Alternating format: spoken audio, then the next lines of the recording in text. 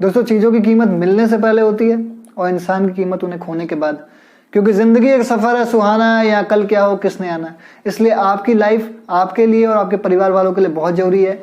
जैसे मेरी जो लाइफ है वो गुड्डू भैया के लिए काफ़ी इंपॉर्टेंट है। डेली घर पे ताला तोड़ के आते हैं, बोलते हैं मेरा पैसा दे, मेरा पैसा दे, 10,000 रुपये लिया हुआ है। तो अब वो बाहर के आदमी हैं तो उनको पेमेंट करना ज़रूरी है सबसे पहले। तो मैं जल्द से जल्द कर दूंगा 8-10 साल में।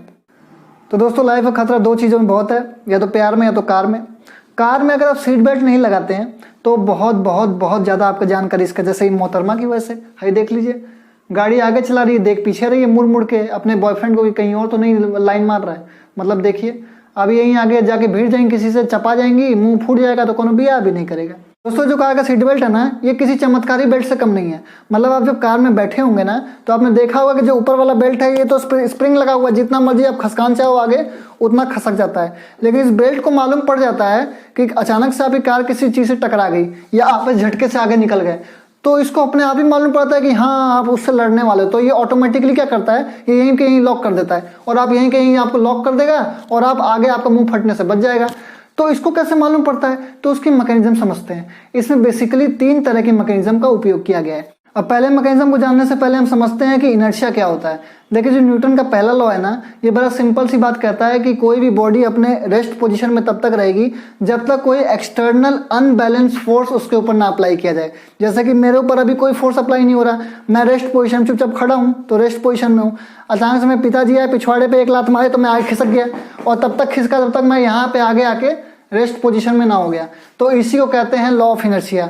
अब कभी भी इस एक्सपेरिमेंट को उल्टा मत कर दीजिएगा, नहीं तो पिताजी जो होते हैं ना, इंडियन बाप, वो बहुत खतरनाक उनके अंदर ईगो होता है। वो आपके ऊपर तब तक एक्सटर्नल फोर्स अप्लाई करेंगे, तब तक करेंगे जब तक आप रेस्ट इन पीस नहीं हो जाए।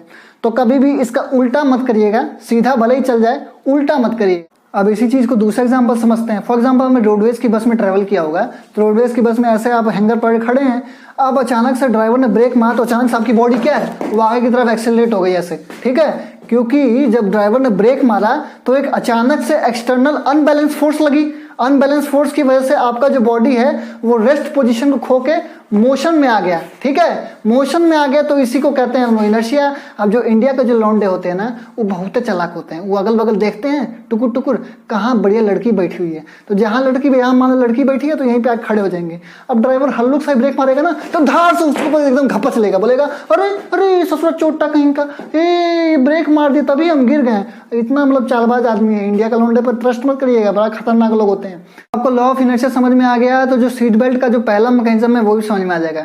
जैसे कि आप ये देखिए, डायग्राम में देख रहे हैं, ये डायग्राम में नीचे एक ऑब्जेक्ट लगा हुआ है, ठीक है, और ये स्पिनिंग व्हील है जिसमें कांटे लगे हुए हैं, ठीक है। ये स्पिनिंग व्हील है, जैसे ही आप बेल्ट को ऐसे आगे की तरफ खसकाते हैं तो स्पिनिंग व्हील ऐसे घूमते घूमते स्प्रिंग की तरह आपका बाहर निकल जाता है। तो कोई दिक्कत नहीं है, स्प्रिंग आराम से कांटा घूम रहा है, आपका जितना मर्जी जितना खींचना है उतना खींच सकते हैं।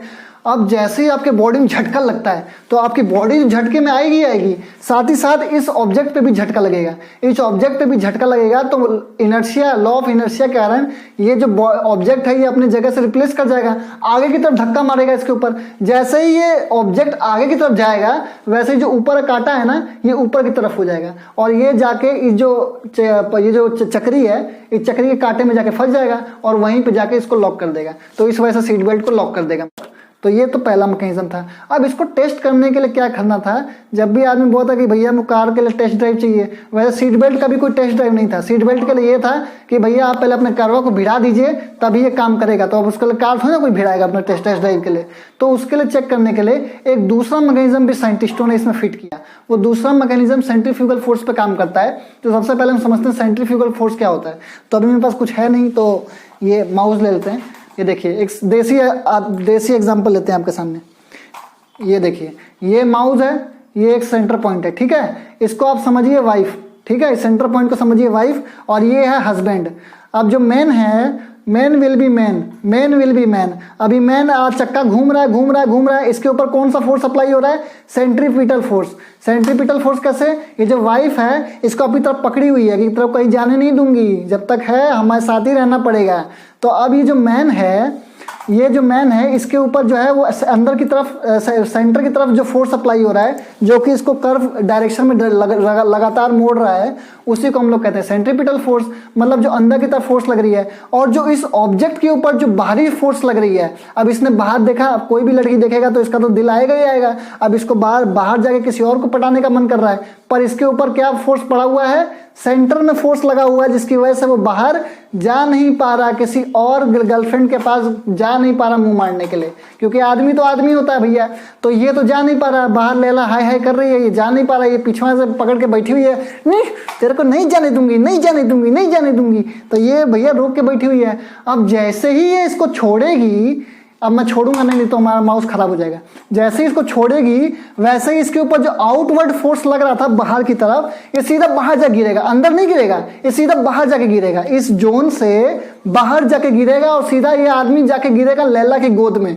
तो मतलब जो इसके ऊपर एक्सटर्नल फोर्स अप्लाई हो रहा है, जो ये एक्सटर्नल फोर्स एक्सपीरियंस कर रहा है, इस एक्सटर्नल फोर्स को हम लोग कहते हैं सेंट्रीफ्यूगल फोर्स। अब सेम आप ये लाइव वीडियो में देखिए जो ऊपर वाला पार्ट है वो देखिए, एक तरफ भारी है एक तरफ हल्का है। तो ये ऊपर वाला जो गोला है वो जब तक आप धीमे धीमे खींचेंगे तो कोई दिक्कत नहीं है। जैसे ही आपने कस के खींचा तो ये जो ऊपर वाला चीज है वो सीधा कांटे में जाके फंस गया, क्योंकि यहाँ पे एक external force centrifugal force apply हो रही है, जिसकी वजह से ये कांटे में फंसा देगा। और जैसे ही आप बेल्ट को कस के खींचेंगे ना, वो बेल्ट वहीं का वहीं लॉक हो जाएगा, क्योंकि ये यहाँ पे कांटे में जाके फंस रहा है। अब ये दो चीज तक मामला खत्म नहीं होता भाई, ठीक है, यहाँ सीट बेल्ट भी लॉक हो गया, ये प्राइमरी प्रोटेक्शन हो गया, अगर गाड़ी भिड़ गई वो सेकेंडरी प्रोटेक्शन हो गई, हमारा बेल्ट यहाँ पे रोक दिया। पर आप ये एक बात समझिए, ये बेल्ट आपने यहाँ पे लगा रखा है, ठीक है, अचानक से आपके पास बहुत तेजी झटका पड़ा, बहुत तेज झटका पड़ा और बेल्ट यहीं कहीं लॉक कर दिया, यहीं पे आपको बहुत तेज झटका पड़ा, तो आपका यहाँ पे जो इस बेल्ट का जो दबाव है वो इस पे लगने की वजह से आपको यहाँ पे इंजरी आ सकती है, यहाँ लग जाएगा, यहाँ पे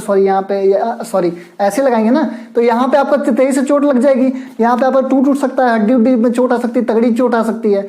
तो अगर हम किसी तरह से अचानक से अगर हमारे साथ ऐसा एक्सीडेंट हो रहा है तो कुछ देर तक ये आगे की तरफ हमको खसका दे और फिर हमको पीछे की तरफ करवा दे, तब हमको इंजरी नहीं आएगी। तो इसके पीछे एक तीसरा सिद्धांत लगा।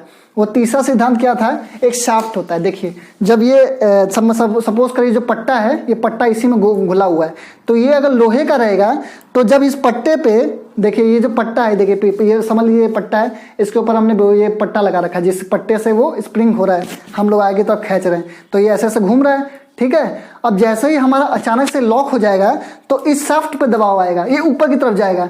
लेकिन अगर ये लोहे का होगा तो ये बिल्कुल भी नहीं मुड़ेगा। लेकिन प्लास्टिक की क्वालिटी ये होती है कि डिफॉर्मेबल, ये ज़्यादा तेज होता है। देखो यहाँ पे मैं बहुत ध्यान से दिखा रहा हूँ, ये देखिए पेन है प्लास्टिक का, इसको अगर बहुत ज़्यादा अगर आप फोर्स लगाएं तो थोड़ा सा देखिए मुड़ रहा है, लेकिन ये नीचे की तरफ भी इसके ऊपर फोर्स लगा, जैसे मैं छोड़ूंगा देखिए वापस अपने पोजीशन पे आ। तो सबसे पहले क्या किया गया, इसमें यहाँ पे स्पिनिंग व्हील लगा ली सिर्फ एक तरफ पे, कि जैसे ही हम लोग आगे तरफ खींचेंगे तो ये ऊपर की तरफ जाएगा और सिर्फ दबाव यहाँ पड़ेगा। अगर यहाँ भी अगर हम लगाए तो दोनों तरफ दबाव पड़ता है तो फिर वो बात नहीं बनती। देखिए अगर मैंने एक तरफ इधर पकड़ा हुआ है और इधर की तरफ दबाव लगाया तो ये कुछ दूर तक ऊपर की तरफ खींचेगा, फिर वापस पीछे आएगा। तो ये काम उसने साइंटिस्टों ने वहां पे किया, यहाँ पे चक्का लगा दिया और जैसे ही अचानक से वो लॉक हो जाएगा तो ये कुछ ऊपर तक, कुछ दूरी तक ये ऊपर तक आएगा, ठीक है, क्योंकि प्लास्टिक क्वालिटी होती है वो अपने आप को डिफॉर्म कर सकता है, ठीक है, डिफॉर्म कर दिया। अब ये ऊपर की तरफ आया फिर वापस नीचे हो गया, तो इसकी वजह से क्या होगा, हम कुछ हद तक ये आगे की तरफ आएंगे और फिर हमको पीछे की तरफ हमको ही खसका देगा। तो उसकी वजह से हमारे यहाँ पे जो इंजरी है वो नहीं आएगी। आपको तीनों मैकेनिज्म समझ में आ गए होंगे, समझ में आ गया होगा कि सीट बेल्ट एक्चुअली में कैसे काम करता है। तो मेरी आप सबसे रिक्वेस्ट है कि हमेशा सीट बेल्ट को लगाइए, और आपको सीट बेल्ट एक बहुत ही भयानक एक्सीडेंट से बहुत हद तक बचा सकता है। तो साइंटिस्टों ने अगर इतना मेहनत किया आप लोग के लिए, तो आपकी भी जिम्मेदारी बनती है कि आप सीट बेल्ट जरूर लगाएं। तो आज के लिए इतना ही। नमस्कार, वंदे मातरम, जय हिंद।